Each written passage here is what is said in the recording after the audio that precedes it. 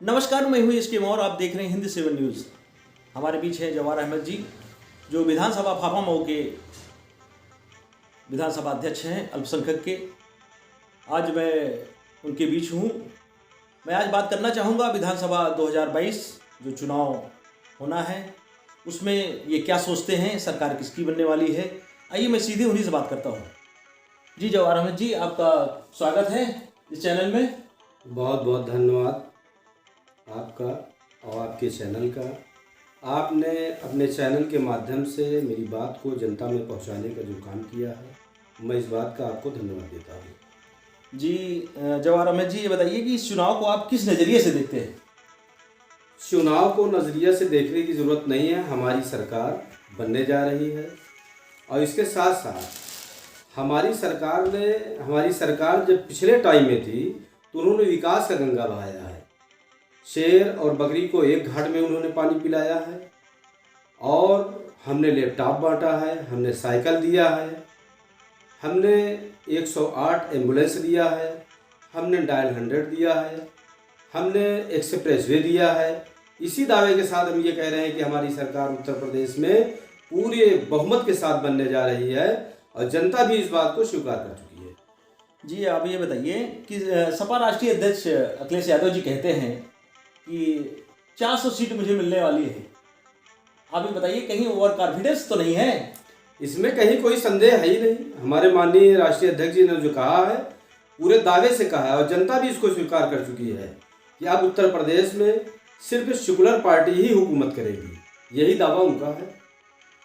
अच्छा ये बताइए, सपा पार्टी ने अपने सरकार में रहते हुए उन्होंने क्या ऐसा विकास कर दिया जो जनता मोहित होकर के आपको सिंहासन बैठा देगी?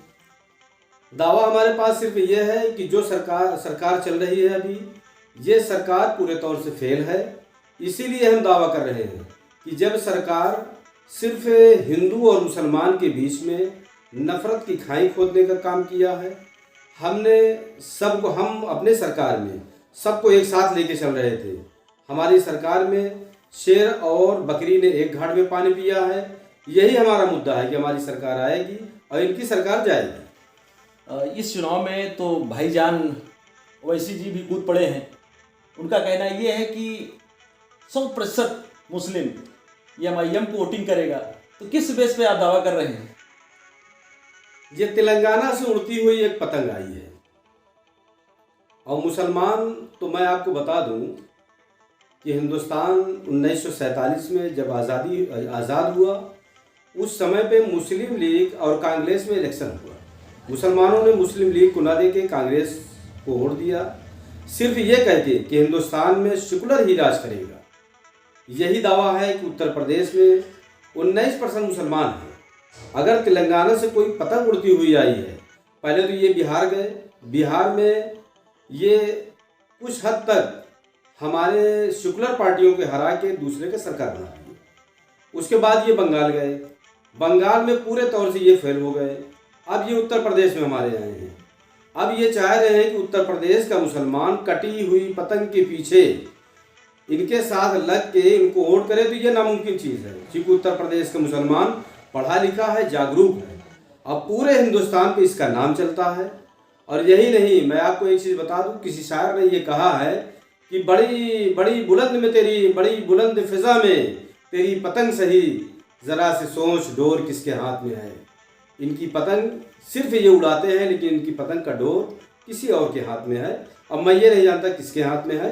उत्तर प्रदेश का मुसलमान समाजवादी के साथ है और समाजवादी को वोट करेगा और उसकी सरकार में है। क्या बात है। अच्छा ये मुझे बताइए कि भाजपा 80-20 का नारा दे रही है, इसका क्या मतलब है? अब ये तो भाजपा वाले ही जाने 80-20 का क्या है। हम तो ये जानते हैं कि हिंदुस्तान के अंदर सारे लोग हिंदुस्तानी हैं। ये 80-20 कहाँ से आ गया? आज़ादी के बाद कोई आज तक इस बात को नहीं कहा। इनका मतलब है 80% हिंदू हैं, 20% मुसलमान हैं। लेकिन ऐसा नहीं है। 20% जो मुसलमान और हिंदू हैं सारे सेकुलर हैं, सारे हिंदुस्तानी हैं। और ये इनका दावा जो है एकदम गलत है। इनको इस तरह की बयानबाजी नहीं करना चाहिए। इनको हिंदू मुसलमान के खेमे में नहीं बांटना चाहिए।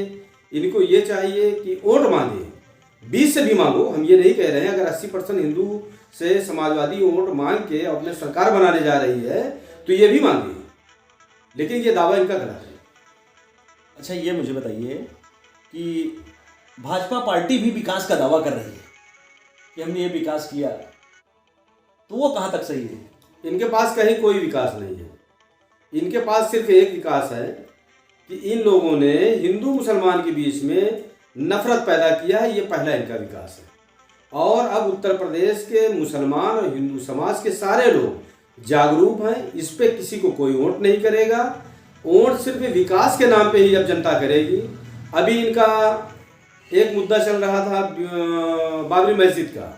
मैं भले ही मुसलमान हूँ, मुझे इस बात को कहने में कोई विदेश की बात नहीं है कि बाबरी मस्जिद का मुद्दा खत्म हो गया। मुसलमान हिंदू भी इसको नहीं मानता, अब मुसलमान भी निगलेक्ट कर दिया। ठीक है भाई, कोई बात नहीं, इस मुद्दे से कोई इलेक्शन नहीं होना चाहिए। इस मुद्दे पे को छोड़ के इन्हें अपना विकास दिखाना चाहिए। विकास के नाम पे आइए, वोट मांगिए। अगर जनता विकास की है तो आपको मानेगी, नहीं तो समाजवादी को मान चुकी है। अब सरकार हमारी ही बनेगी। क्या मुसलमान भाजपा को हराने के लिए सपा को या किसी अन्य पार्टी को चुनाव क्यों करती है? ऐसा नहीं है। मुसलमानों ने कभी बीजेपी को हराने के लिए वोट दूसरे पार्टी को नहीं दिया। मुसलमान कहता है हम सेकुलर पार्टी को देंगे, सेकुलर के साथ मुसलमान है, मुसलमान उनको वोट करता है। कभी भी अगर कोई मुसलमान इस तरह की बयानबाजी करता है तो गलत है कि हम बीजेपी को हराने के लिए समाजवादी को, बहुजन को, कांग्रेस को, अगर अदर पार्टी करते हैं तो ये सरासर गलत है। मुसलमानों को भी इस तरह की बयानबाजी नहीं करना चाहिए। आप अपना वोट दीजिए, आप अपने पार्टी के चॉइस के साथ दीजिए।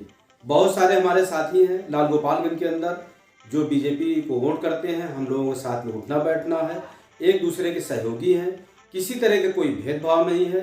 इसी तरह से आप अपने वोट को अपने मनपसंद पार्टी के साथ वोट करिए। तो लास्ट क्वेश्चन मेरा है कि इस बार किसकी सरकार बनेगी? अरे इस बार तो हमारी सरकार बनेगी, इसमें पूछने की कौन सी बात है। जनता ने भी कह दिया है कि समाजवादी पार्टी आ गई है। अब आपको एक मुद्दा और बता दें, अभी तो बीजेपी में जो भगदड़ मची है, अब तो जो लोग आ रहे हैं टिकट के लिए, हम उनको टिकट भी देना बंद कर दिए। अब वो लोग भी कहते हैं कि आप सरकार बनाइए, हम आपके साथ हैं। सबको मालूम हो गया कि सिर्फ समाजवादी ही पार्टी उत्तर प्रदेश के अंदर सरकार चला सकती है, सेकुलर चला सकती है और सारे लोगों को एक साथ लेके विकास करेगी। बहुत बहुत धन्यवाद जवाहर अहमद जी। धन्यवाद भाई, आपका भी। ये थे जवाहर अहमद जी जो सपा के विधानसभा अध्यक्ष हैं।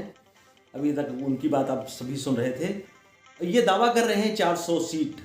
कितना दावा इसमें दम है ये तो आने वाला दौर ही बताएगा, 10 मार्च को ही बताएगा। आइए मैं आज की बात यहीं ख़त्म करता हूँ। नमस्कार, मैं हूँ एस के मौर्य, आप देख रहे हैं हिंद 7 न्यूज़। इस समय हम फाफामऊ विधानसभा क्षेत्र के लाल गोपालगंज में हूँ। हमारे बीच हैं कुछ राजनीतिक पार्टी के लोग, क्योंकि आप सभी जानते हैं कि सभी चैनल ने एग्जिट पोल डिसाइड कर दिया है, जो अनुमान लगाया है। सभी चैनलों के लोगों ने बीजेपी को पूर्ण बहुमत दिखा रहे हैं। तो उसी सिलसिले में मैं आज बात करता हूं। ये जितने लोग बैठे हुए हैं, आइए मैं सीधे चलता हूं, इन्हीं से बात करता हूं। राजेंद्र अग्रवाल मुनीम जी, मैं भारतीय जनता पार्टी के जिला प्रतिनिधि के पद पर कार्यरत हूँ।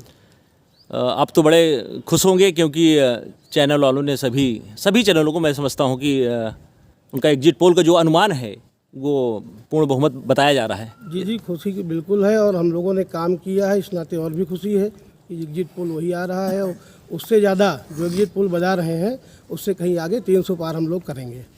इस कॉन्फिडेंस से आप कह रहे हैं कि आपकी सीट और बढ़ेगी? 2014 में जब हमें कुछ आंका नहीं जा रहा था, तब हमें 80 सीट में 73 सीट प्राप्त हुई। 2017 में जब 2 लड़के एक साइकिल पर सवार हुए, तब पुनः हमें नहीं आंका गया और हम 325 सीट पर सरकार बनाए। तब भी हमारे नेता आदरणीय केशव प्रसाद मौर्य जी ने 300 पार का नारा दिया था। उसके बाद जब 2019 की बात आई लोकसभा की चुनाव की, तब भी बहन मायावती जी और अखिलेश यादव ने बुआ भतीजे का साथ हुआ और उस साथ के बाद भी 80% लोगों ने, जबकि आकलन उस समय 40 और 45 सीट का था, तब 80 में 64 सीट मुझे मिली। और आज 2022 में मैं दावे के साथ कह सकता हूँ कि 5 साल में हमने इस तरह का कार्य किया है कि हम 300 के पार जाएंगे। मैं जब्बार अहमद, समाजवादी पार्टी से, विधानसभा अध्यक्ष माइनॉरिटी से। ये मुझे बताइए कि सभी चैनल वालों ने एग्जिट पोल में भाजपा को पूर्ण बहुमत दिखा रहे हैं। देखिए, एग्जिट पोल का अपना काम है, हम किसी भी चैनल को गलत नहीं कहेंगे। वो उनके जो समझ में आया उन लोगों ने वो दिखाया। बंगाल के अंदर भी यही हुआ था। क्या बंगाल के अंदर भी कह रहे थे कि ममता जी नहीं आएंगी, बीजेपी की सरकार बनेगी, लेकिन वहाँ जस्ट उल्टा हुआ। आप 10 तारीख का इंतज़ार करिए, 10 तारीख के बाद देखिए उसी दिन समाजवादी पार्टी पूरे पूर्ण बहुमत के साथ अपनी सरकार बनाएगी और माननीय अखिलेश यादव जी को मुख्यमंत्री के रूप से देखा जाएगा। समाजवादी पार्टी में राजभर जी आ गए और स्वामी प्रसाद मौर्य जी आ गए, ये सब कुछ अपना करिश्मा नहीं दिखा पाए क्या? सब लोगों ने अपना करिश्मा दिखाया है, जिसके स्तर में था सारे लोगों ने दिखाया है। अभी 7वें चरण में अभी आप देखे होंगे कि इलाहाबाद जंक्शन पे नौजवानों ने जो उत्साह दिखाया है उसमें कोई यादव, मुसलमान या अन्य जात की बात नहीं थी। सारे नौजवानों ने एक साथ एक सुर में ये कहा है कि हम समाजवादी को वोट करेंगे और समाजवादी पार्टी सरकार बनाएगी। जी जी।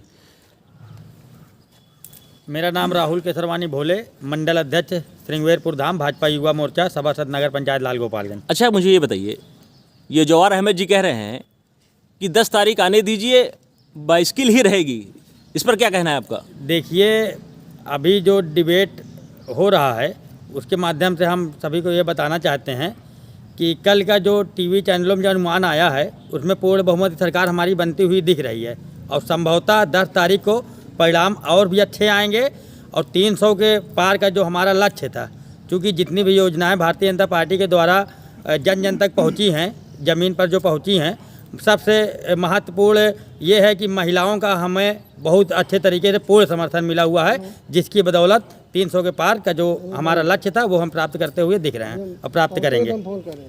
जी। मुजीद फारूकी, जिला सचिव इलाहाबाद, फाफा विधानसभा प्रभारी। क्या कहना चाहेंगे आप इस एग्जिट पोल जो आ रहे हैं? हमारी समाजवादी पार्टी की पूर्ण बहुमत से ज़्यादा 300 सीट प्लस आ रही है और जन जन ने ठाना है समाजवाद को लाना है। अखिलेश यादव जी को युवा वोट दिया है, हर जात हर धर्म ने सम्मान दिया है। 10 मार्च को इंकलाब होगा, अखिलेश यादव जी पुनः मुख्यमंत्री बनने जा रहे हैं। इसके पीछे कुछ वजह तो बताएंगे आप? वजह यह है कि भारतीय जनता पार्टी 2017 से 22 के बीच में युवाओं के साथ रोजगार नहीं दिया है और किसानों को खेत में छुट्टा सांड छोड़ दिए थे।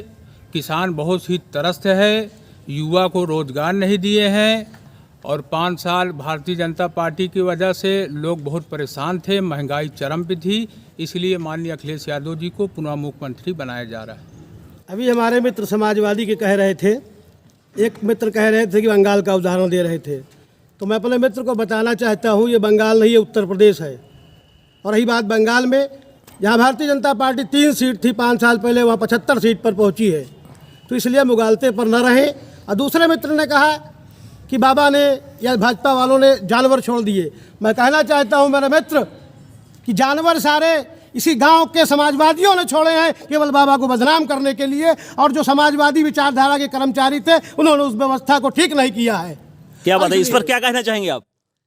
सीधे सीधे आरोप आप पे लग रहा है। आरोप हमारे ऊपर नहीं है माननीय अध्यक्ष जी। मैं पहले भी ये इस बात को कह चुका हूँ कि लाल गोपालगंज में भाईचारा और इंसानियत जिस तरह से कायम है, ये व्यापार मंडल के हमारे महामंत्री वो अध्यक्ष जी हैं। अब ये जो मुद्दा साढ़ का है, ये बहुत बड़ी बात नहीं है। किसानों का नुकसान हुआ, 5 किलो आप गेहूँ दे के 50 किलो खेत चरवा लिए हैं, इससे जो है जनता त्रस्त है और जनता को रोजगार चाहिए। दूसरी बात, जो हम सरकार बनाने जा रहे हैं उस पे जो है आज जातवाद को हटा के जो हमको वोट मिला है, वोट जो मिला विकास के नाम पे मिलेगा, हमको इंसानियत के नाम पे मिलेगा। हम लोगों को जो है नौजवानों को रोजगार देंगे, इस पे हमको वोट मिलने जा रहा है। हमारा ये मुद्दा है। देखिए, भारतीय जनता पार्टी की जो पूर्ण बहुमत सरकार बनने वाली है उसका मुख्य उद्देश्य ये है कि उत्तर प्रदेश की जनता जो है वो सुशासन चाहती है, वो ना तो भ्रष्टाचार चाहती है ना तो गुंडा राज चाहती है। उसे सुशासन चाहिए और भारतीय जनता पार्टी की सरकार में उसे पूर्ण तरीके से सुरक्षा मिल रही है। हमारी महिलाएं सुरक्षित हैं जो है, इसीलिए पूर्ण तरीके से समर्थन मिला हुआ है और हमारी सरकार बनने वाली है। ये दावा ये कर रहे हैं कि जो एग्जिट पोल आया है उससे भी कहीं हमको ज़्यादा मिलने वाला है, तो आप कहीं दिख नहीं रहे हैं। 10 तारीख को इंकलाब होगा और आपको एक चीज़ बता दूं, 2017 के बीच में एक भी काम नहीं हुआ है। आदरणीय अखिलेश यादव जी को कार्यों को फीता काटने का काम करी है भारतीय जनता पार्टी ने, इसीलिए जनता ने इनको नकार दिया है। 10 तारीख को इंकलाब होगा। आदरणीय अखिलेश यादव जी मुख्यमंत्री बनने जा रहे हैं। इनके पास कोई मुद्दा विकास का नहीं है, इसीलिए उत्तर प्रदेश की जनता ने अखिलेश यादव जी को पुनः मुख्यमंत्री बनाने का निवेदन किया है। उत्तर प्रदेश की जनता को मैं आभार व्यक्त करता हूं। किस बेस पर लोगों ने वोटिंग इतनी बम्पर किया है जो एग्जिट पोल बता रहा है? देखिए, हमने पहले भी बताया कि हमारी जो भारतीय जनता पार्टी की जो योजनाएं थी वो जन जन तक पहुंची हैं। और मुख्य योजना, जैसे अभी यहाँ बैठे हैं, ये नगर पंचायत लाल गोपालगंज है। यहाँ 4000 लोगों को 2.5 लाख रुपया प्रति व्यक्ति आवास योजना का लाभ मिला हुआ है। 1796 लोगों को जो है शौचालय की व्यवस्था की गई है।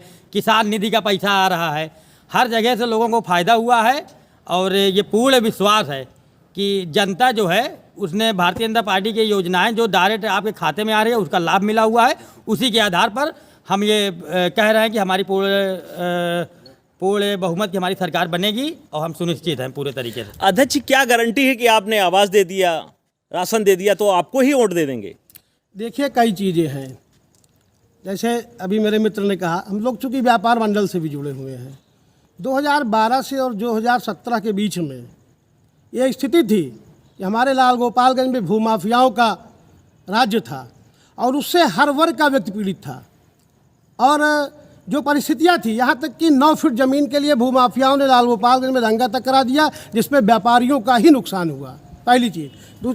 दूसरी चीज़, मेरे भाई ने कहा कि जो है केवल 5 किलो गल्ला दे करके और जानवर से चरवा दिया गया। तो मेरे मित्र, मैं कहना चाहता हूँ कि किसानों को बहुत कुछ दिया, 6000 धनराशि दी किसानों को। और रही बात, हमारे माननीय प्रधानमंत्री जी ने कहा कि यह जो विषय है जानवर वाला, निश्चित रूप से ये समस्या है। और इसलिए समस्या है कि जब हमारे माननीय मुख्यमंत्री जी ने निर्णय लिया कि हमारे जानवर गौ माता को हम बूचड़ खाने में नहीं जाने देंगे, तो लोगों ने अपने अपने जानवरों को, जिसको खिला नहीं सकते, छोड़ दिया। उसकी व्यवस्था माननीय मुख्यमंत्री जी ने भी चिंता व्यक्त की और माननीय प्रधानमंत्री जी ने भी कहा कई रैलियों में कि 10 मार्च के बाद उसकी भी व्यवस्था हम करेंगे। और जब मैं लगातार चुनाव में प्रचार के लिए जा रहा था तो हर व्यक्ति मुझसे ये कह रहा था कि मुनीम जी, सारी समस्या ठीक है, सारे काम अच्छे, केवल जानवर से पीड़ित हैं। तो निश्चित रूप से वो समस्या भी 10 मार्च के बाद हल होगी। और इसीलिए दावे के साथ कहता हूँ कि हमने किया है। और सुशासन के नाम पर और जो है महिला सुरक्षा के नाम पर और जन कल्याणकारी योजनाओं के नाम पर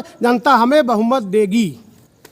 जी महामंत्री जी, बताइए, आप पर तो सीधे सीधे आरोप ये लगाया है कि आपकी पार्टी दंगावादी पार्टी है, तो लोग लॉ एंड ऑर्डर को पसंद करते हैं। इस बेस पर सरकार हमारी बनने जा रही है। सरकार जब हमारी थी उस टाइम हमारी सरकार को बदनाम करने के लिए बीजेपी के ही लोग लगे हुए थे। इसमें से कहीं गलत बात नहीं है। और रहा सवाल, देखिए, सरकार जब रहेगी तो योजना देगी, इस योजना से इनकार हम नहीं कर सकते। हमारी सरकार जो आ रही है, हम उससे बड़ी बड़ी योजना लेके आए हैं। हमारी सरकार बनेगी, उससे ज़्यादा योजनाओं का हम लोगों को तक पहुंचाएंगे। और रहा सवाल, देखिए, जानवर का, तो जानवर पे बहुत टीपा टिप्पणी नहीं है। अगर जानवर ही दुनिया में जीवित रहे और इंसान की इंसानियत मर जाए तो ऐसे जानवर को पालने से क्या फ़ायदा। गाय और बछड़े का कोई मुद्दा नहीं है। मुद्दा यह है कि लोगों को रोज़गार मिलना चाहिए, लोग आगे बढ़ें, तो इसमें जो है प्रदेश खुशहाल होगा। और जनता ने जो काम किया है, जनता ने इस बार जो वोट किया है, वोट जो है हिंदू मुसलमान के नाम पे नहीं हुआ, मस्जिद मंदिर के नाम पे नहीं हुआ। इस बार जो समाजवादी को लोगों ने वोट दिया है, विकास के नाम पे दिया है। माननीय अखिलेश यादव को ये देख के दिया है कि अब हमारा प्रदेश उन्नत की तरफ बढ़ेगा और जो रहेगा वो अपनी सरकार चलाएगा। हम इससे कोई, हमारा इसका बहुत विरोध भी नहीं है। अभी आप सुन रहे थे, ये सब की अपनी अपनी दलीलें हैं। ये तो एग्जिट पोल जो है अनुमान के तहत सभी चैनलों ने लगाया है। ये तो आने वाले 10 तारीख को ही पता चलेगा कौन विजेता बनेगा, कौन सिंहासन बैठेगा, किसका सिंहासन उतरेगा। ये तो समय वक्त ही बताएगा आने वाले 10 तारीख को।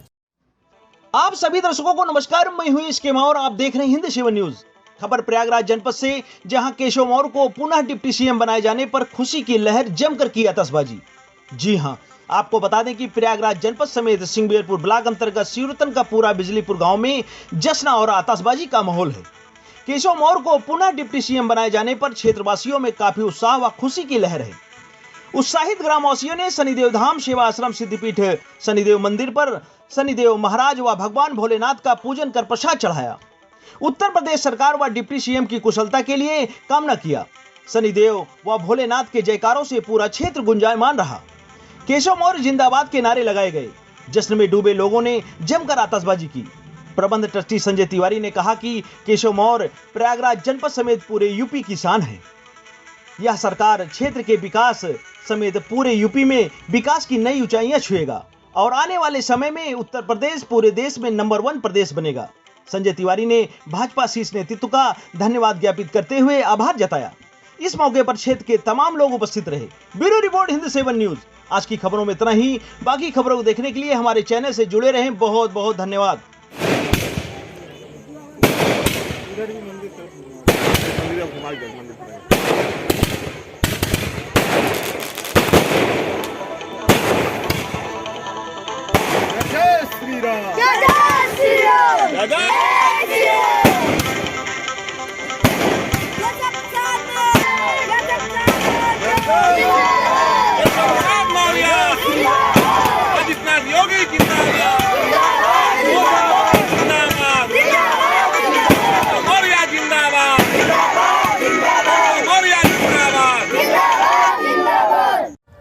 नमस्कार, मैं हूँ एसके मौर्य। आप देख रहे हैं हिंद 7 न्यूज़। इस समय हम चुनावी समर कार्यक्रम को लेकर गांव-गांव क्षेत्र में भ्रमण करके जो होने वाला चुनाव है उसका विश्लेषण लोगों तक पहुंचाने का कार्य कर रहा हूं। उसी के सिलसिले में मैं सिंगवेरपुर जा रहा था। बीच में कुछ महिलाएं मुझे दिखाई दी खेत में, तो मैंने सोचा कि उन लोगों से भी चुनाव के बारे में जानकारी लें। तो एक महिला अभी पास में है, चलते हम सीधे उन्हीं से बात करते हैं। मोदी योगी को देंगे। ये मोदी योगी क्यों देंगी आप? क्योंकि 2 बार राशन दे रहे हैं, तेल दे रहे हैं, रिफाइंड दे रहे हैं, सारी सुविधाओं दे रहे हैं, बिजली बिल हर एक चीज़ की सुविधा है, तो हम उन्हीं को वोट देंगे। क्या नाम है? रामा देवी। रामा देवी। अच्छा, आप ये बताइए कि चुनाव होने वाला है, हाँ। तो किसको वोटिंग करने जाएंगे आप? वोट तो जेका आप कहिए वही के तो देबै। नहीं, हमारे कहने से काम नहीं चलेगा। आप लोग किसको सोच रहे हैं देने के लिए? मोदी का तो सोचता है। अच्छा, मोदी काहे सोचती है? अरे सब चीज़ का है तो सब आज़ाद है, केवल एक चीज़ का दिक्कत यह है, खेती चली जाती है, वही की व्यवस्था कर लें बस। अच्छा, बाकी सब सही है? सब सही है। मायावती की नहीं कहा? अब सब तो हमसे कहवाई ले गया। अरे बोल दे आखिर में। हाँ? अब घरे मारी जाता के मारी घरे में? चला मोदी का दिन जाए, मोदी का दिन जाए भैया, सब कहता है। अच्छा, हाँ। मोदी दिन जाए। काय चुनाव का क्या माहौल है? माहौल है मोदी का दिन जाए और का माहौल है। सब लोग मोदी के नाम जप रहे हैं। ये मोदी काहे लिए जप रही हो? अरे मोदी सब चीज़ ठीक करे, यहाँ एक चीज़ गलत करे। यहाँ का गलत करे हैं? गोरू का ढीले यहाँ और का गलत करे। अच्छा, गलत करे हैं, इसके बावजूद वोट देबू आप? अरे अब सब चीज़ ठीक है, एक चीज़ बाटे दिक्कत और कौनो दिक्कत नहीं है। और क्यों को न दी हैं? और क्या कर देवो? अरे समाजवादी पार्टी है, बसपा है, नहीं के मोदी के दी हैं। मैं इस रोड से गुजर रहा था, हमको ये सब महिलाएं दिखी खेत में काम करते हुए। आइए हम जानते हैं कि चुनावी माहौल इनके नज़र में क्या है, ये लोग क्या सोचती हैं। ये सोचता है कि मोदी सरकार का दे वोट, हर एक चीज़ का हमका सुविधा के है। यहाँ गल्ला भी मिलाता है, तेल मिलाता है, चना मिलाता है, सिर्फ यही गोरू का पाबंदी कर लिए बस।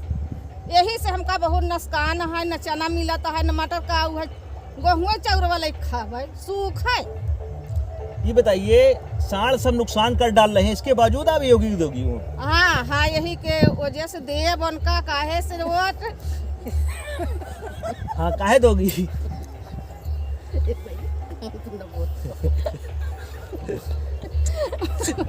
उनसे तुम्हारा उनका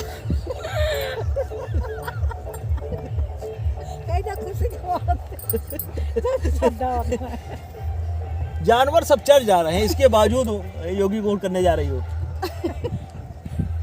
हाँ बताइए क्यों कर रही हो उनको?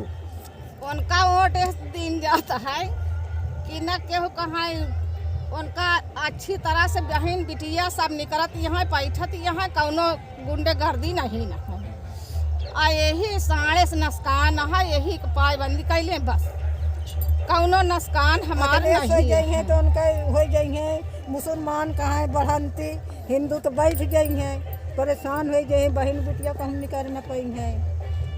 अब उनके रहते पे हमका सब कहाँ है हुआ है, सब चीज़ कहाँ है। जब से भैन तब से सरकार भैन तब से कौनो तकलीफ नहीं भाई। अखिलेश भैया भी यहाँ हैं। उनका हम सब ने उनके राज में बड़ा दुख उठाए है। उनके राज में कुछ मिलबा ही नहीं, मिला है तो घर घर बिजली कई दी यहाँ यही तो माफ कैले बिजली कहाँ नहीं तेला। मायावती भी तो है। मायावती का दे थी, हाँ उनका कथा में है, उनका हम सब वोट दी। और जब से सरकार भाइन है मोदी तब से तो हर एक चीज का सुविधा हो गवा, हर एक कथऊ का सुविधा हो गवा। यही साढ़ की दिक्कत है, साढ़े का दिक्कत ये है। अब ये करें कि बिजली माफ कर दें बस। किसानों के लिए बिजली माफ के लिए उन्होंने वादा किया है। दुखिया कहाँ है, बिजली माफ कर दें, पानी की सुविधा कर दें। जब उनका सब सुविधा हम सब करत है, हम सब खड़ा है तो हमारे सब के लिए खड़ा हो। आप क्या कहना चाहेंगी?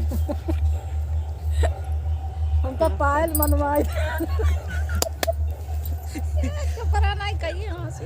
अब सरकार ये कह रही है कि पायल भी बनवाए, सरकार क्या क्या करे। नमस्कार, मैं हूं इसके और आप देख रहे हैं हिंद 7 न्यूज। खबर आ रही है प्रयागराज जनपद के सिंगबेरपुर धाम क्षेत्र से, जहां प्रदेश में पुनः भाजपा सरकार बनने को हुई महाआरती।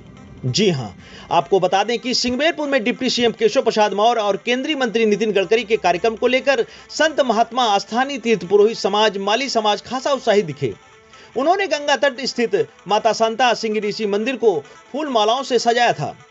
भगवान सिंह ऋषि व माता शांता की विधि विधान से पूजन अर्चन किया गया।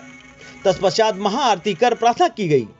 आगामी विधानसभा चुनाव में भाजपा को पूर्ण बहुमत मिले और सिंगबेरपुर धाम अधिक से अधिक विकसित हो, इसके लिए आशीर्वाद मांगा। राम तीर्थ श्रीमाली की अध्यक्षता में विजय लाल श्रीमाली के नेतृत्व में यह कार्यक्रम संपन्न कराया गया। इस मौके पर सुरेशानंद महाराज, संत राघव दास जी, अशोक हरिकेश पप्पू माली, नीरज मोहन लाल, लल्लू सागर, अनुपम श्रीमाली समेत मंदिर पुजारी गण उपस्थित रहे। सिंगबेरपुर धाम श्रृंगी ऋषि की जन्मभूमि है और इनके यज्ञ कराने से ही मर्यादा पुरुषोत्तम भगवान श्री राम का इस धरती पर प्रादुर्भाव हुआ था। वनवास काल में भगवान यहाँ पर रात्रि विश्राम करते हुए द्वितीय दिवस में नौका द्वारा गंगा पार किए थे। जहाँ पर प्रभु श्री राम ने गंगा पार किया था, आज वहाँ पर योगी सरकार और केशव सरकार उत्तर प्रदेश की यहाँ पर गंगा में पुल का शिलान्यास केंद्रीय मंत्री माननीय श्री नितिन गडकरी जी के द्वारा कराया। यह महा उत्सव शांता सिंह ऋषि के मंदिर पर पुष्पकार समाज द्वारा आज विशेष उत्सव मनाया गया है और कल यहाँ पर एक भव्य गंगा आरती की गई थी। इस उपलक्ष्य में कि पुल का शिलान्यास हो रहा है, निषाद राज पार्क बन रहा है, पर्यटक गृह बन गया है, यहाँ पर पर्यटक सुविधा केंद्र बन गया है। ये सब कब संभव हुआ? जब केंद्र में मोदी सरकार और योगी सरकार जो कहती है वो करती है। इन्होंने कहा कि हमको वोट दीजिए, हम भारतीय जनता पार्टी को सरकार अगर आप बनाओगे तो हम अयोध्या में राम का मंदिर बनाएंगे। उन्होंने अयोध्या में राम का मंदिर ही नहीं बनाया, बाबा विश्वनाथ का वाराणसी में कॉरिडोर बना करके भगवान शिव को भव्यता बनारस में प्रदान किया। और सिंगबेरपुर धाम दलितों की राजधानी, पिछड़ों की राजधानी होने के कारण यह सिंगबेरपुर धाम निषादों की राजधानी थी, जिसको किसी सरकार ने नहीं पूछा था। लेकिन भारतीय जनता पार्टी ने इसको वह गरिमा प्रदान किया है कि विकास खंड के रूप में स्थापित करके 51 गांव सभा जोड़ करके निषाद राज का वापसी किया है। यह शांता सिंह ऋषि का मंदिर यह मुख्य मंदिर है। हम सभी लोग यहाँ का सिंगबेरपुर धामवासी सब लोग प्रार्थना करते हैं कि सिंह ऋषि की कृपा होगी तो पुनः 2022 में योगी की सरकार बनेगी, योगी जी मुख्यमंत्री होंगे और सिंगबेरपुर धाम का इससे अधिक डेवलपमेंट होगा। उमेश चंद द्विवेदी, महामंत्री, राष्ट्रीय रामायण मेला, सिंगबेरपुर धाम, प्रयागराज। नमस्कार, मैं हूं इसके और आप देख रहे हैं हिंदी 7 न्यूज। खबर प्रयागराज जनपद के सिंगवेरपुर क्षेत्र से, जहां जिलाधिकारी ने सिंगवेरपुर धाम में चल रहे विकास कार्यों का किया स्थलीय निरीक्षण, गुणवत्तापूर्ण तेजी से कार्य कराने के दिए निर्देश। वहीं दूसरी तरफ मेंडारा स्थित गौशाला में निरीक्षण के दौरान खामियां देख लगाई फटकार। जी हां, आपको बता दें कि सिंगवेरपुर धाम में जिलाधिकारी प्रयागराज संजय खत्री ने पहुंचकर विकास कार्यों का निरीक्षण करते हुए बने पर्यटक सुविधा केंद्र का अवलोकन किया। उस दौरान रामायण मेला कार्यालय प्रभारी अमित द्विवेदी द्वारा उन्हें सिंगवेरपुर धाम की स्मारिका भेंट कर पूरे मनोभाव से सम्मानित किया।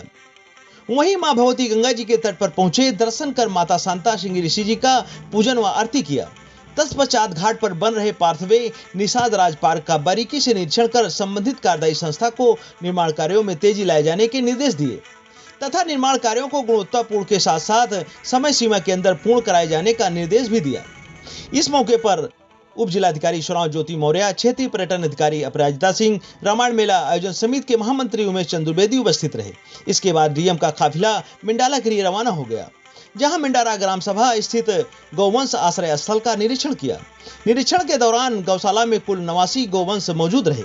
डीएम संजय खत्री ने गौवंश आश्रय स्थल में चारा पानी व गंदगी देख ग्राम पंचायत अधिकारी को फटकार लगाई। वहीं गौवंश के स्वास्थ्य की देखभाल ठीक से कराए जाने का सीबीओ को कड़े निर्देश दिए। गौवंश के टीकाकरण की भी जानकारी ली। दूसरी तरफ खंड विकास अधिकारी सिंगवेरपुर से गौवंश को खिलाने के लिए भूसा, हरा चारा, चोकर आदि पर्याप्त उपलब्धता सुनिश्चित कराने के सख्त निर्देश दिए। जिलाधिकारी संजय खत्री ने गाय को गुड़ व हरा चारा खिलाया और माला पहनाया। इस मौके पर उप जिलाधिकारी सुराव ज्योति मौर्य समेत पशु चिकित्सक की टीम, ब्लॉक के अधिकारी मौजूद रहे। Bureau report Hind 7 news. आज की खबरों में इतना ही। बाकी खबरों को देखने के लिए हमारे चैनल से जुड़े रहें। बहुत बहुत धन्यवाद। नमस्कार, मैं हूं इसके और आप देख रहे हैं हिंदी 7 न्यूज। आज आपको प्रयागराज जनपद के लाल गोपालगंज से एक ऐसी खबर दिखा रहा हूं, जहां रामनामी चुनरी कलावा तैयार करने में जुटा है मुस्लिम परिवार। जी हां, बिल्कुल सही सुना आपने। इसे सामाजिक समरसता ही कहेंगे, जहां से मुस्लिम परिवार के हाथों बनी रामनामी चुनरी और कलावा क्षेत्रीय देवी देवताओं के मंदिरों तक ही नहीं, प्रदेश और देश के कोने कोने तक पहुंचाई जाती है। 2 वर्षों तक काम बंद होने के बाद इस वर्ष जब कारोबार शुरू हुआ है, तो कलावा चुनरी बनाने वाले कारीगरों के चेहरे पर चमक दिखी है। माना जा रहा है कि नई सरकार के गठन के बाद चुनरी का यह कारोबार परवान चढ़ेगा।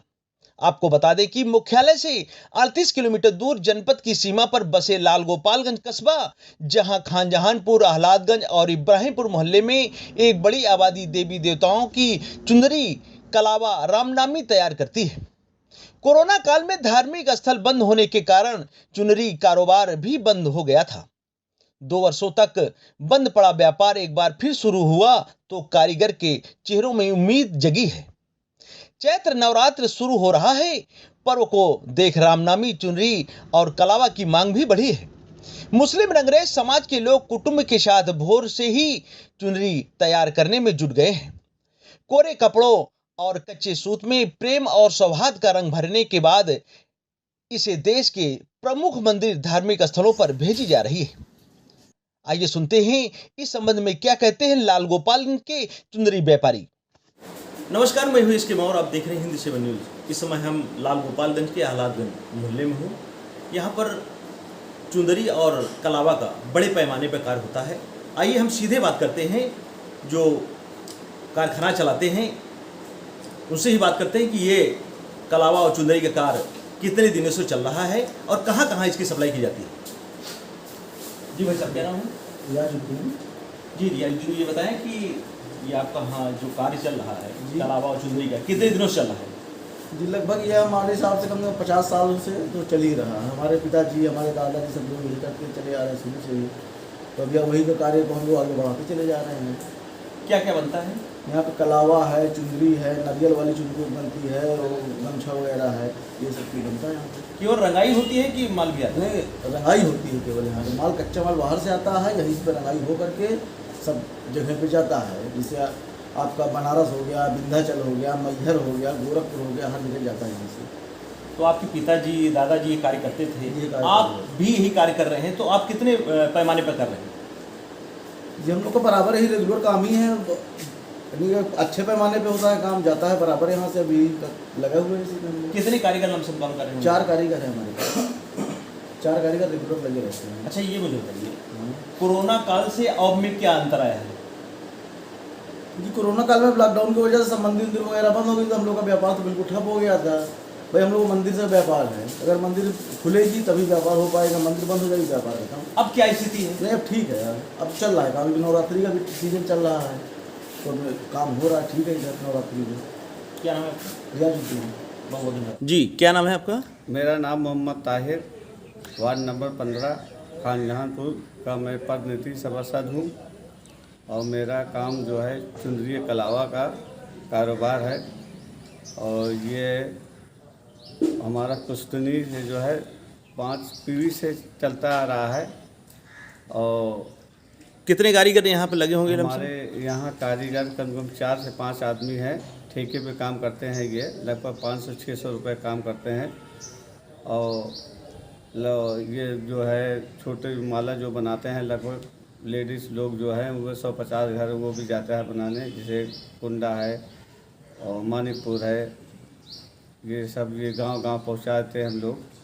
और ये आपका जो है कलावा चुंदरी कहाँ तक ये आप सप्लाई करते हैं? हम लोग नवरातन जब आता है, जैसे ये माघ मेले है और ये मेला आ रहा है नवरातन जो है, तो विंध्याचल है, मैहर है, बनारस है, गोरखपुर है, बॉम्बे है, मतलब दूसरे प्रदेशों में जाता है। जहाँ मंदिर के जो है धाम है वहाँ हमारे लोग का माल ये जाता है। और कोरोना काल में जो आए था 2 साल बहुत हम लोग जो है परेशान थे, मतलब थोड़ा सा बैठते थे, काम नहीं चल रहा था। अब ये जो है अब ये जो आया है थोड़ा सा काम चल रहा है। और डिमांड बढ़ रही है कि अब नहीं? नहीं, अब ये इसमें जो है डिमांड बढ़ रही है और कुछ महंगाई से बहुत फ़र्क पड़ा है हम लोग को जो है। मेरा नाम मन्नू है, मैं निवासी हालातगंज का रहने वाला हूँ, अंग्रेज हूँ। और यहाँ पर चुंदरी का कार्य आज से नहीं, तकरीबन 100 साल के करीब से हमारे बाबा दादा पुराने कई पीढ़ियों से ये चला आ रहा है। अभी हम लोग कर रहे हैं, फिर आगे चल के हमारे बच्चे भी यही काम करेंगे। और हम लोग धार्मिक काम से जुड़े हुए हैं। मंदिर समाज में हमारा विंध्याचल, मैहर, अयोध्या, फैजाबाद और कड़े शीतला धाम, इन जगहों पे माल जाता है। हमारा संगम है इलाहाबाद। चुंदरी के सारे सप्लाई हमारा मंदिरों का काम है। अगर मंदिर अभी 2 साल से काम बंद चल रहा था लॉकडाउन की वजह से, अभी फिर से स्टार्ट हुआ है काम। अभी इस टाइम अभी फिर से ये चैत का नवरात्र आने वाला है तो ऑर्डर आ रहा है, ठीक है, अभी काम चल रहा है। और हमारे काम के लिए सरकार को थोड़ा सा ध्यान देना चाहिए कि हम लोग मंदिर के कार्य से जुड़े हुए हैं और मंदिर के काम से भी हम लोग, और कोई हमारा बहुत बड़ा इसमें बेनिफिट नहीं होता। हम लोग सब मिलकर ये कार्य करते हैं। बस सरकार थोड़ा हमारा ध्यान दे कि लाल गोपालगंज में ये कार्य आज से नहीं, बहुत काफ़ी सालों से चल रहा है। और अंग्रेज हैं यहाँ पर 80-100 घर हैं जो सारे लोग यही काम करते हैं। ठीक, एक साथी और हमारे सामने, ऐसे में बात करता हूँ। जी, क्या नाम है आपका? अलीमुद्दीन। जी अलीमुद्दीन, ये बताइए कि इसके बारे में कुछ आप बताइए हमारे दर्शकों को। क्या बताऊँ सर, समझ लीजिए कि हम लोग के यहाँ ये जो काम हो रहा है ना, लमसम 100-200 साल पुराना है। और अभी कोरोना काल में 2 साल जो काम हम लोग का बंद हुआ है ना, समझ लीजिए कि हम लोग का पूरा तरीके से ये काम बंद हो गया था मंदिर के बंद होने से। अब मंदिर चालू हुई है। मतीन जी ये बताइए, ये क्या बना रहे हैं आप? ये चुंदरी बना रहे हैं इसके चढ़ाने के लिए। नहीं, ये जो सफ़ेद सफ़ेद है ये माड़ी है, इसको कहाँ लगाते हैं आप? इसी में माड़ी लगा चुंदरी ये बना कड़ा होता है, जब तक कड़ा होता है। इसमें क्या क्या मिलाते हैं? इसमें कलर किया जाता है। इसमें क्या मिलाते हैं? इसमें मैदा मिलाते हैं। आह्लादगंज मोहल्ले में राम नामी चुंदरी की छपाई हो रही है, उस कारखाने में मैं हूँ।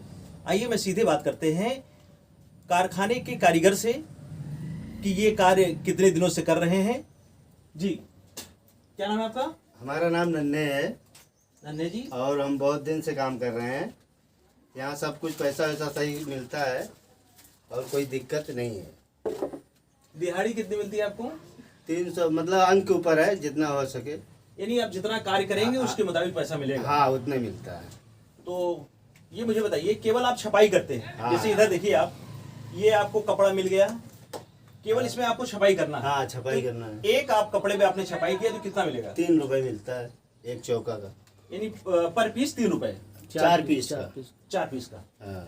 ये दूसरे भाई साहब हैं, मैं बात करना चाहूंगा। क्या नाम है? शरीफ जी। आप भी इसी काम में लगे हैं? शादी हो गई है? शादी हो गई। परिवार है सब ठीक ठाक है? काम बढ़िया चल रहा है? काम बढ़िया चल रहा है, रेट नहीं बढ़ रहा है बस। तो मालिक रेट नहीं बढ़ा रहे हैं क्या? नहीं बढ़ा रहे हैं। कभी आपने कहा मालिक से रेट बढ़ाने के लिए कि फैमिली बढ़ गई है हमारी? हाँ बोले हैं। तो क्या आश्वासन उन्होंने दिया है? बोले तेजी आएगा तो करेंगे, बढ़ाएंगे। अच्छा, अभी तेजी नहीं आया, इंतजार किया जा रहा है। ठीक, बहुत बहुत धन्यवाद। नमस्कार, मैं हूँ इसके माहौर, आप देख रहे हैं हिंद 7 न्यूज। इस समय हम फाफा विधानसभा क्षेत्र के अंधियारी ग्राम सभा के मतदान केंद्र पर खड़े हुए हैं। इस समय हो रहा है 4:30 का वक्त है।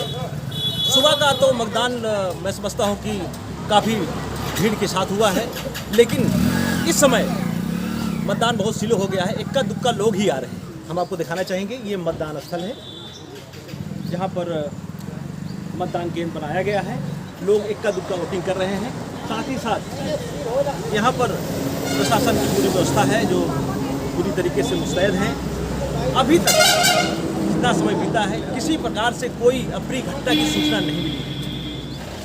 ये बताइए, क्या सोचकर मतदान किए हैं? किस बिंदु पर मतदान किए हैं? क्या दिमाग में लेकर किए हैं? दिमाग में है कि विकास करें, विकास देखिए जनता को सुने। पूरा परिवार मतदान किया कि आप ये पूरा परिवार दो है, 2 किया। इस बार हम विकास के नाम पर वोट किए हैं। जो हमारी हिस्सेदारी की बात करता है, जो हमारी लड़ाई लड़ता है, ये नाम पे वोट करते हैं। तो बैठ करके चाय की चुस्की ले रहे हैं। आइए हम बात करते हैं कि ये सभी लोग किस बिंदु पर मतदान किए। क्या नाम है आपका? नन्हेलाल त्रिपाठी। जी, आप बताइए कि किस मुद्दों पर आपने चुनाव किया है? हम देश हित और राष्ट्र हित को ध्यान में रखते हुए हमने चुनाव किया और देश और प्रदेश के विकास को भी हमने ध्यान दिया। देश के विकास और नारी सुरक्षा पर हमने किया। जी बताइए, क्या नाम है? महेश अग्रवाल नाम है और मैं एक व्यापारी हूँ और व्यापारी को सबसे ज़्यादा चाहिए सुरक्षा। और जो सुरक्षा हमारे लिए पहली प्राथमिकता है और सुरक्षा को ध्यान में रखते हुए हमने अपना वोट इस समय भाजपा को योगी को मुख्यमंत्री के रूप में देखना चाहता हूँ।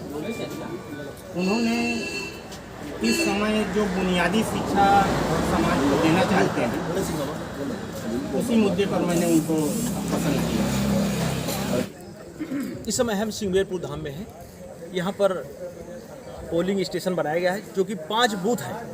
5 बूथ में जहाँ तक जानकारी मुझे मिली है 51% यहाँ पर वोटिंग हो चुकी है। ये समय हो रहा है 5 बजे है। 1 घंटे का और वक्त है। 1 घंटे बाद मतदान समाप्त कर दिया जाएगा। आइए हम सीधे बात करते हैं, जो इक्का दुक्का लोग आ रहे हैं वो मतदान को लेकर क्या सोचते हैं और किस बिंदु पर उन्होंने मतदान किया।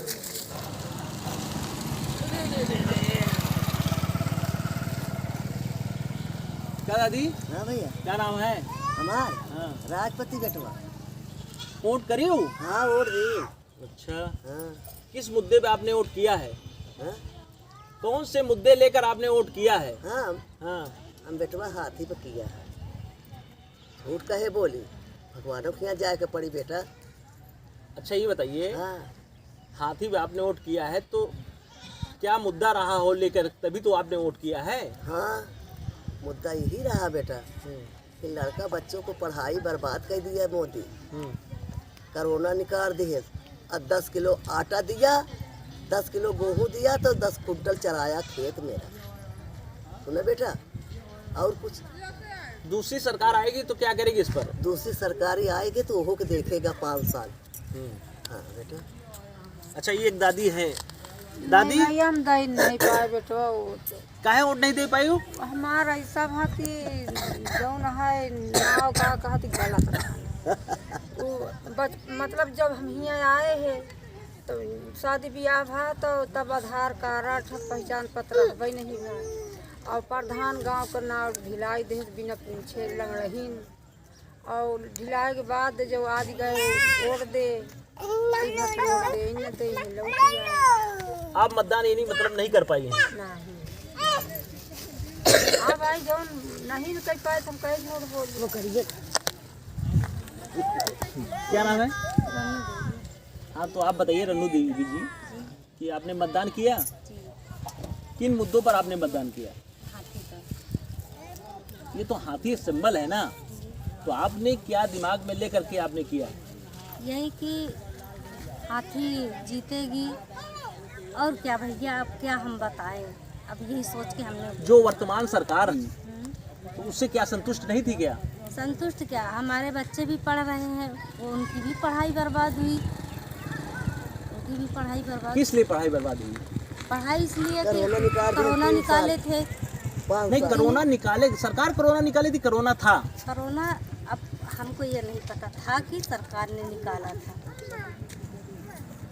कितने लोग कोरोना से मरे इसके बारे में जानकारी आपको है? बहुत लोग मरे थे।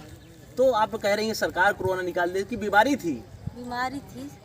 तो आप तो अभी कह रही थी सरकार ने कोरोना निकाल दिया। सरकार ने कोरोना क्यों निकालेगी, पर सब लोग तो यही कहते थे मोदी जी कि ये सब हुआ वो मोदी जी की वजह से। नमस्कार, मैं हूं इसके माहौर, आप देख रहे हैं हिंद 7 न्यूज। खबर आ रही है प्रयागराज जनपद के लाल गोपालगंज से, जहां आह्लादगंज में 23वां सालाना जलसे में बच्चों ने दिखाया जौहर। जी हां, आपको बता दें कि लाल गोपालगंज कस्बा स्थित मोहल्ला आह्लादगंज के मदरसा वैतुल उलूम का 23वां सालाना जलसा का आयोजन किया गया, जिसमें मदरसा वैतुल उलूम के 32 बच्चों ने पवित्र कुरान का नाजरा मुकम्मल किया। बच्चों को इनामात से नवाजा गया।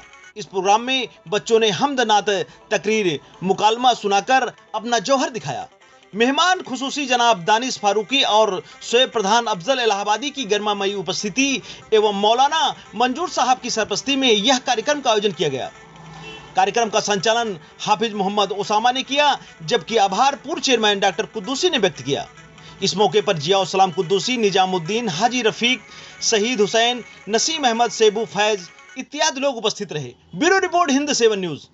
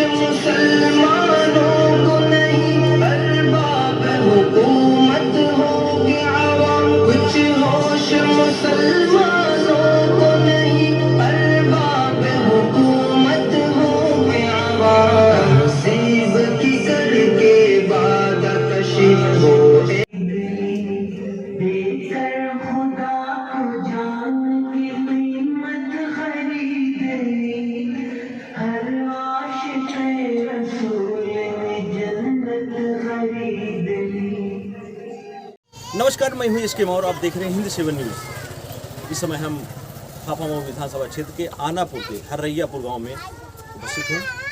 आइए यहाँ के मतदाताओं के मन में चुनाव को लेकर क्या चल रहा है, सीधे मैं आपको रिपोर्ट दिखाता हूँ। खड़े हुए हैं, आइए इनसे बात करते हैं।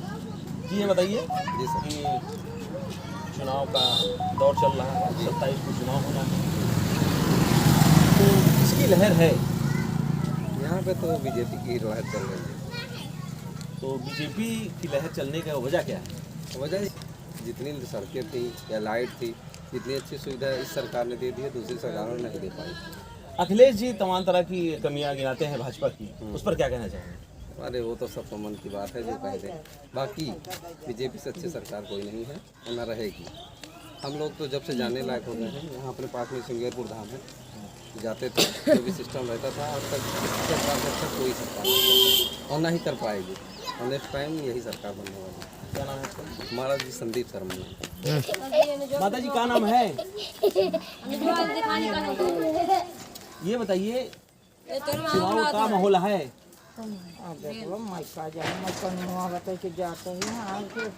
आखिर में चुनाव का दौर आ गया है, आप भी वोट देंगी? तो किसको देंगी? अब जो मुझे नहीं, वोट तो आपका है ना, आप जहाँ जाओगी। अरे हाँ तो ठीक है, तो एक के दिए तो क्यों ना जीती। फिर भी आप दिमाग में किसको रखिए, किसको देना है? हमका तो मोती नॉन खवा चना दाल देता रिफाइन का तेल देता पूरी बनाता। क्या बात है। तो फिर नमक का ज़्यादा करेंगे क्या? अभी कुछ गरम नहीं देते नमक। अच्छा ये बात है। बाबूलाल बाबूलाल जी, ये बताइए चुनाव का क्या माहौल है? चुनाव का माहौल सही चल रहा है इस टाइम।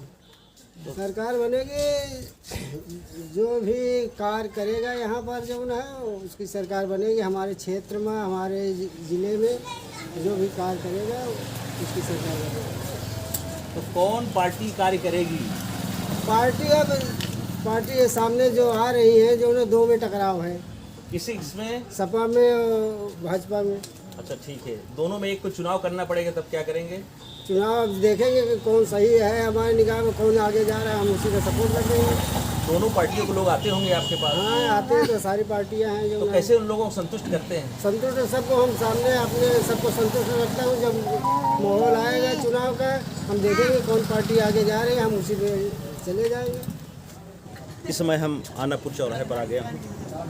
हमारे बीच कुछ लोग हैं, आइए उसी से बात करते हैं। चुनाव का माहौल क्या चल रहा है? इस समय सपा बीजेपी की लड़ाई चल रही है और क्या बताएं। लड़ाई तो चल रही है, किसको पटकनी मिलेगी, कौन जीतना पाएगा? कौन बता सकता है? ईश्वर के अलावा कौन बता सकता है यहाँ? आपका रुझान क्या है? सब कुछ नहीं बता सकते, इसमें हम क्या बता पाएंगे? आप मतदाता हैं? मतदाता है, लेकिन अब हम पूरे उत्तर प्रदेश या क्षेत्र के बारे में हमको नहीं, अपने क्षेत्र के बारे में बताइए, अपने क्षेत्र के बारे में। दोनों की लड़ाई यहाँ है, सपा बीजेपी के, बस इतना हम जानी, और आगे हम कुछ नहीं जानी कि जीती के हारी। लेकिन आप मतदान क्या समझ के करेंगे, कौन से मुद्दे को दिमाग में रख कर करेंगे? मुद्दा तो बता दीजिए, ना बताइए पार्टी, लेकिन मुद्दा तो बता दीजिए। रोजी रोटी नौकरी विकास की ओर जाने, महंगाई तो वर्तमान में सरकार है, इससे कितना संतुष्ट हैं आप? नहीं भी दोनों बात। तो परिवर्तन लाना चाहते हैं कि यही सरकार रिपीट करना चाहते हैं? पूरा उत्तर प्रदेश चाहेगा तो अकेले चाहे थोड़ी होगा जी परिवर्तन, तो पूरा प्रदेश चाहेगा तभी परिवर्तन होगा ना जी। नहीं वो आप मतदाता है, मतदाता ही परिवर्तन कराता है। यहाँ तो बताने तो बता रहे हैं भैया, वही चीज़ है। दोनों पार्टियों की लड़ाई है, बाकी आगे सरकार किसी प्रदेश की बात जान रहा है, किसके सर में ताज बनेगा, बस हम इतना जानेंगे। हाँ जी, और कोई बता नहीं सकता। कोई अपने नेताओं के लिए तो ये कहते हैं नेता कि मतदाता ही हमारा ईश्वर है, भगवान है। हाँ तो ईश्वर बस ये समझ आना 5 साल है भाई, भेजने के लिए है ही है। 1 महीना के लिए भेजेगा वही तो भाई है, भेजने के बाद कोई सुनता नहीं, बस 1 महीने के लिए सब दौड़ करा रहे हैं, सब पार्टियां सभी सारे नेता आते हैं, लेकिन हम लोगों को कौन पूछेगा? हम लोग जो कर रहे हैं यही करेंगे ना, अगले जी पूछेंगे ना मोदी जी ना योगी जी। फिर भी वोट तो देना पड़ेगा। वोट तो देंगे, वोट तो देके बना देंगे, जो करना करेंगे, हम तो झेलेंगे। यहाँ क्या है मन में क्या है जी? महंगाई, सब लोग परेशान है, सारे दुकानदार, धंधा पानी सब ठंडा पड़ गया, तेल दुगना हो गया है। 900 ग्राम बजाय 800 ग्राम मिल रहा है, 750 ग्राम पैकेट मिल रही है, तेल दुगना हो गया है। नमस्कार, मैं हूं इसके माँ और आप देख रहे हैं हिंद 7 न्यूज़। एक बड़ी खबर आ रही है प्रयागराज जनपद के यमुना पार क्षेत्र से, जहां वृद्ध की धारदार हथियार से सिर पर प्रहार कर की गई हत्या।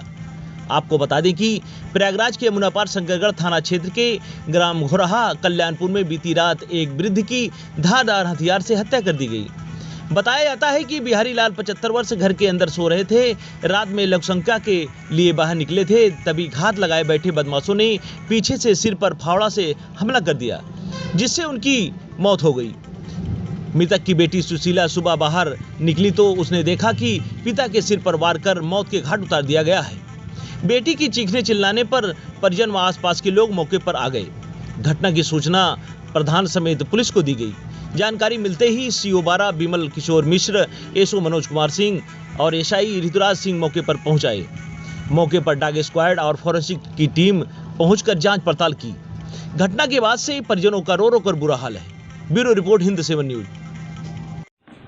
थाना शंकरगढ़ के एक गाँव रहे कल्याणपुर से आज प्रातःकाल एक सूचना मिली थी कि एक व्यक्ति जिनकी उम्र करीब 75 वर्ष है, उनका नाम है बिहारी लाल, की संदिग्ध अवस्था में एक शव मिला है इनके घर के बाहर। तत्कालीन सूचना पर थाना प्रभारी शंकरगढ़ और क्षेत्राधिकारी 12 ये लोग फील्ड यूनिट के साथ पहुंचे और वहां पे जो भी साक्ष्य थे उनका संकलन करना चालू किया।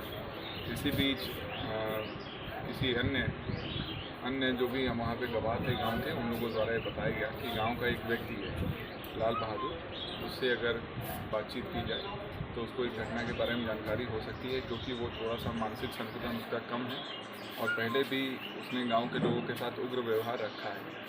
इस सूचना पर उस व्यक्ति को हिरासत में ले लिया गया है। जो डेड बॉडी थी उसे पोस्टमार्टम के लिए भेज दिया गया है। पीएम रिपोर्ट में मृत्यु के सही कारणों का पता लगाया जा सकेगा। घटना स्थल निरीक्षण से ऐसा लगता है कि किसी धारदार हथियार से प्रहार करके इनकी मृत्यु कर दी गई है। जो व्यक्ति हिरासत में लिया गया है उससे पूछताछ की जा रही है और जो वादी पक्ष है उनकी तरफ से तहरीर लेके अभियोग भी पंजीकृत किया जा रहा है। बहुत जल्द जो भी इसमें कारण निकल के आता है आप लोगों के साथ शेयर किया जाएगा। सर, हत्या कारण क्या हो सकता है, कुछ पता चला? अभी तक की जो प्रारंभिक पूछताछ की गई है स्थानीय पुलिस द्वारा, उसमें जो अभियुक्त है उसने ये बताया है कि वो कुछ मानसिक संतुलन ठीक नहीं है उसका, स्वयं भी इस बात को कबूल रहा है और घर के बाहर वो शौच कर रहे थे जब मृतक, ये भी वहीं पर शौच करने के लिए गया था और उनके द्वारा आपत्ति की गई कि मेरे दरवाजे पर शौच आप मत करिए। इस बात पर नाराज़ होकर के उसने वहीं पर रखे एक धारदार हथियार से प्रहार कर दिया। इतनी बात अभी तक इसने बताई है और गहनता से पूछताछ चल रही है। नमस्कार, मैं हूं इसके और आप देख रहे हैं हिंद 7 न्यूज। रुक्मणी ने श्री कृष्ण के गले में जयमाल डालते ही लगे जयकारे, गुंजायमान हुआ पूरा पंडाल। जी हां, नगर पंचायत लाल गोपालगंज अंतर्गत सरस्वती गार्डन में चल रहे श्रीमद् भागवत कथा के छठे दिन कथावाचक ब्याल व्यास अतुल जी महाराज ने श्री कृष्ण रुक्मणी विवाह का प्रसंग सुनाया। साथ ही कलाकारों द्वारा सुंदर सुंदर स्वरूप से भक्तों को प्रसंग का मंचन कर मनमुग्ध कर दिया। कथा में सम्मिलित लोगों ने भगवान श्री कृष्ण और रुक्मणी जी के विवाह में उपहार भेंट कर आशीर्वाद प्राप्त किया। श्रीमद् भागवत कथा की सुंदर प्रस्तुति एवं भगवान श्री कृष्ण और रुक्मणी जी की विधि विधान से विवाह का मंचन देख प्रांगण में बैठे सैकड़ों की तादाद में भक्तों ने जमकर खूब नृत्य किया। मुख्य यजमान सेठ कृपाशंकर केशवानी ने इस अलौकिक दृश्य को देखकर झूम रहे लोगों के साथ स्वयं नृत्य किया। इस मनोहारी आनंदित पल को देख सभी भक्त झूमने लगे। आयोजक विजय लक्ष्मी केसरवानी, अंशु नीलम केसरवानी ने श्री कृष्ण और रुक्मणी की आरती उतारी और विवाह की सभी रस्मों को पूर्ण कराया। तत्पश्चात भक्तों को प्रसाद वितरण किया गया। आयोजक ने सभी का अभिनंदन करते हुए आभार जताया। Bureau report Hind 7 news. आज की खबरों में इतना ही। बाकी खबरों को देखने के लिए हमारे चैनल से जुड़े रहें। बहुत बहुत धन्यवाद।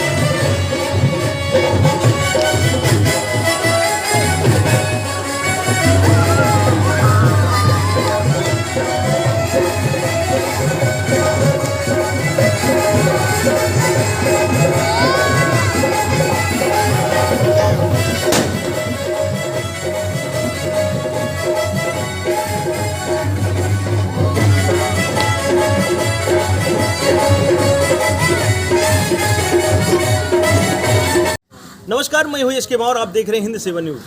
इस समय हम फाफामऊ विधानसभा क्षेत्र के कमालापुर ग्राम सभा में हूँ।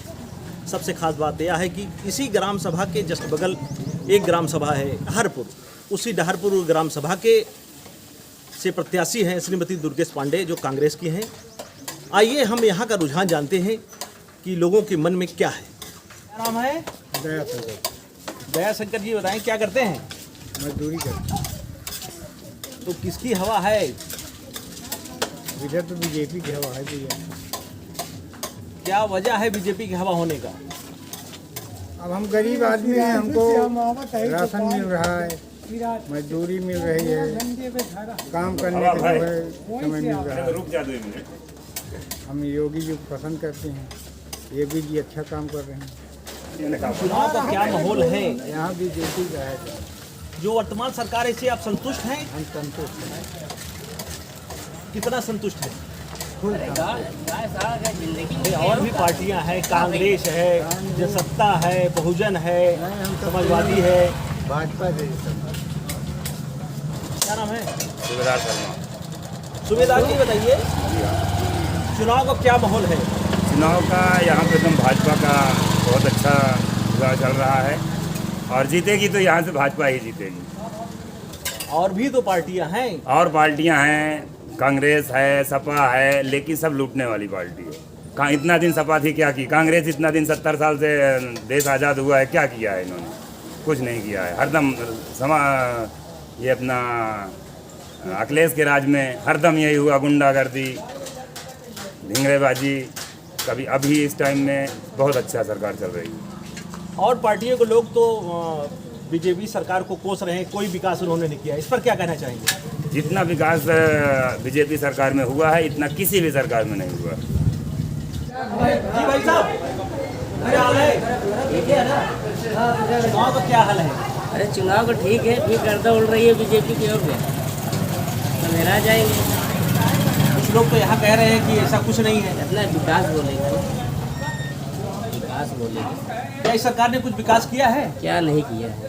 रोड बनाई, सबको राशन मुफ्त दिला रहा है, कितना आवास दिया, और क्या चाहिए? और कोई सरकार दिया तो वोट कहाँ पड़ेगा? वोट तो बीजेपी पड़ेगा। क्या नाम है भाई साहब?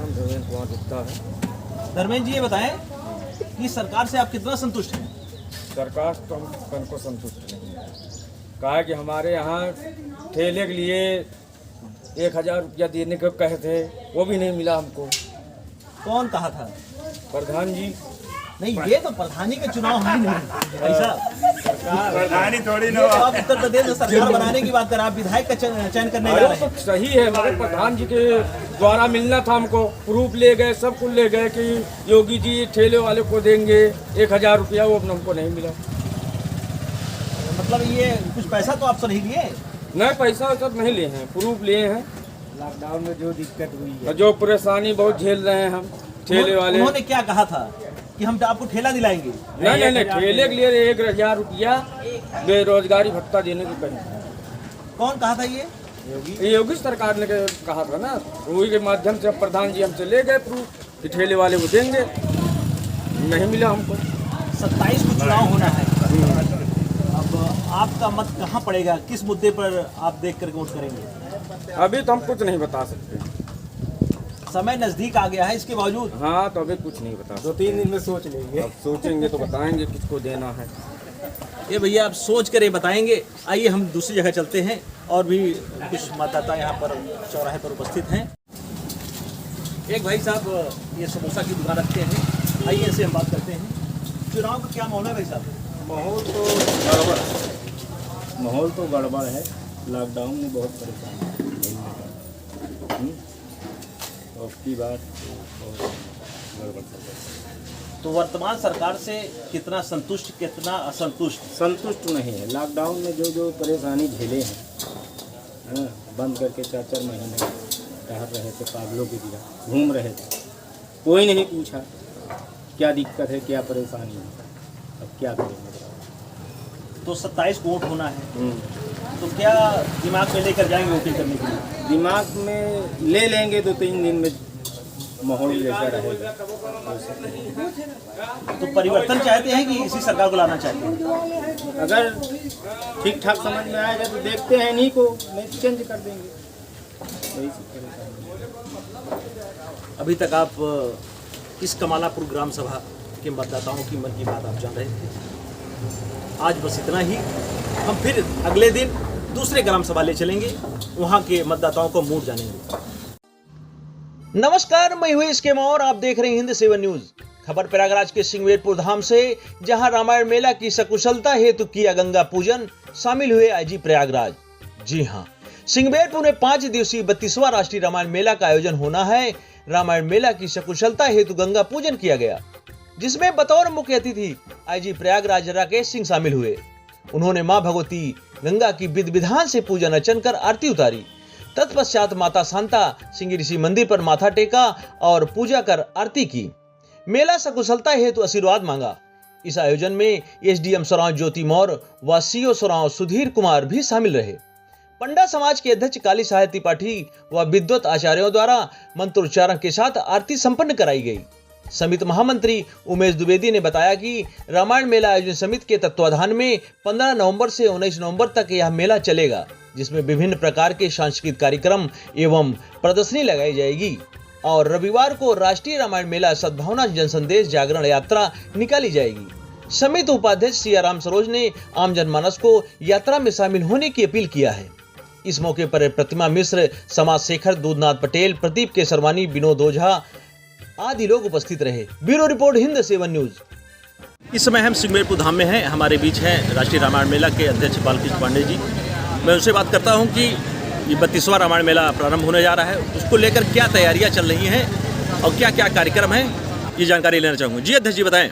आज राष्ट्रीय रामायण मेले के सकुशल संपन्नता के लिए इलाहाबाद प्रक्षेत्र प्रयागराज के पुलिस महानिरीक्षक माननीय श्री राकेश प्रताप सिंह जी के नेतृत्व में उप जिलाधिकारी सोराव श्रीमती ज्योति मौर्य जी पीसीएस और क्षेत्राधिकारी सोराव माननीय श्री सुधीर कुमार जी के नेतृत्व में राष्ट्रीय रामायण मेले के समस्त पदाधिकारीगण, ब्लॉक प्रमुख कोलागढ़, ब्लॉक प्रमुख सिंगवेरपुर ने सपत्नीक गंगा पूजन किया और रामायण मेले के सकुशल संपन्नता के लिए यह पूजा तीर्थ पुरोहित समाज के अध्यक्ष पंडित काली सहाय त्रिपाठी जी और रामायण मेले के कोषाध्यक्ष ने कराया। राष्ट्रीय एकता, अखंडता एवं विश्व शांति को समर्पित 32वां राष्ट्रीय रामायण मेला कार्तिक एकादशी 15 नवंबर को अपराह्न 2 बजे से प्रारंभ होगा। कार्तिक पूर्णिमा 19 नवंबर को अपराह्न 2 बजे संपन्न होगा। इस राष्ट्रीय रामायण मेले में यहाँ रामायण के प्रवचन होगा, विद्वत समागम होगा, विभिन्न विषयों पर संगोष्ठी होगी, पत्रकार सम्मेलन होगा, विकास सम्मेलन होगा और साक्षरता सम्मेलन होगा। वहीं पर रात में सांस्कृतिक कार्यक्रम का आयोजन होगा। सूचना एवं जनसंपर्क विभाग उत्तर प्रदेश लखनऊ, गीत नाटक प्रभाग भारत सरकार लखनऊ, ललित सिंह ठाकुर एंड कंपनी छत्तीसगढ़ के कलाकार, प्रीति श्रीवास्तव जी जयपुर राजस्थान और होशंगाबाद से श्रीमती रागिनी तरडे जी का सांस्कृतिक कार्यक्रम और समय समय पर सांस्कृतिक कार्य निदेशालय और उत्तर मध्य क्षेत्र सांस्कृतिक केंद्र के पंजीकृत कलाकारों द्वारा यहाँ पर सांस्कृतिक कार्यक्रम होगा। वहीं पर उत्तर प्रदेश के मशहूर जादूगर नागेंद्र प्रताप सिंह जी का मैजिक शो भी यहाँ पर चलेगा। नमस्कार, मैं हूं इसके और आप देख रहे हैं हिंद 7 न्यूज। खबर आ रही है प्रयागराज जनपद के सिंगवेरपुर धाम से, जहां सिंगवेरपुर साहित्य एवं संस्कृति अकादमी के तत्वाधान में गोष्ठी का आयोजन। जी हां, आपको बता दें कि सिंगवेरपुर धाम में सिंगवेरपुर साहित्य एवं संस्कृति अकादमी के तत्वाधान में एक गोष्ठी का आयोजन किया गया, जिसमें बतौर मुख्य अतिथि यश मालवीय ने कहा कि सिंगवेरपुर स्थल राम के आने के बाद फिर राम की प्रतीक्षा कर रहा है। उन्होंने डॉक्टर भीख कुमार मिश्र के शोध पर चर्चा करते हुए कहा कि यह शोध आने वाले समय में मील का पत्थर सिद्ध होगा। लोग इस शोध के सहारे अपने अतीत को और यहाँ के गौरवशाली साहित्यिक धरोहर को जानेंगे। सिंगवेरपुर धाम के पर्यटक विश्राम केंद्र में यह कार्यक्रम आयोजित हुआ, जिसमें दूर दराज से पधारे कवित्रियों ने भी अपनी कविताओं के माध्यम से सिंगवेरपुर का बखान किया।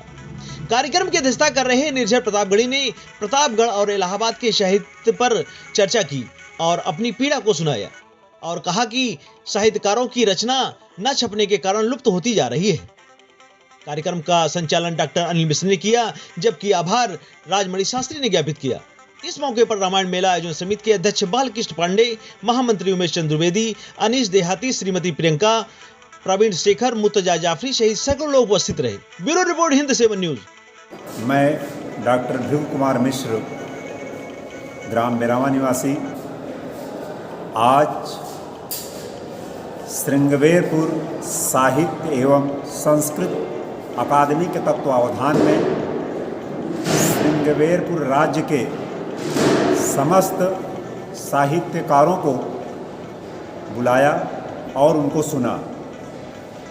आज ही के दिन हमारी इस अकादमी का शुभारंभ हुआ है और इस अकादमी के तत्वावधान में मेरा शोध प्रबंध जो पंजाब विश्वविद्यालय चंडीगढ़ से 2001 में स्वीकृत हुआ था, उस पर विद्वानों के बीच एक परिचर्चा हुई। श्रृंगवेरपुर बचपन से मैं जानता रहा एक जगह है, एक गांव है, लेकिन जैसे जैसे अध्ययन करता गया तो मालूम हुआ कि श्रृंगवेरपुर एक ग्राम नहीं, एक राज्य है, जिसकी उत्तरी सीमा सई नदी बनाती है और दक्षिणी सीमा गंगा नदी। गंगा नदी के दक्षिण में वत्स प्रदेश था और सई नदी के उत्तर में अवध प्रदेश था।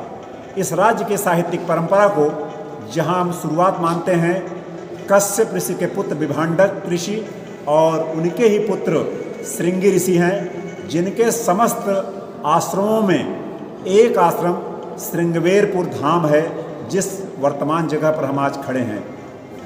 ध्रुव कुमार मिश्र की ये किताब श्रृंगवेरपुर की सांस्कृतिक झांकी है और श्रृंगवेरपुर को समझने के लिए एक आईना है। इसे टेक्स्ट की तरह पढ़ा जाना चाहिए ताकि हम अपनी परंपरा, अपनी विरासत और अपने मूल्यों को जान सकें। मैं रोमांचित हूँ और ये राम का ही अनुग्रह है जो ये ऐसी कृति संभव हुई। और मुझे एक दोहा याद आता है, सबको आंचल में लिए कौशल्या सी शाम, हर बालक है लक्ष्मण, हर बालक है राम। इस किताब ने पूरी राम कथा को जैसे नए परिप्रेक्ष्य में प्रस्तुत कर दिया है। अपने आप में ये किताब हमारे समय और समाज को समझने के लिए एक दृष्टि उपलब्ध कराती है।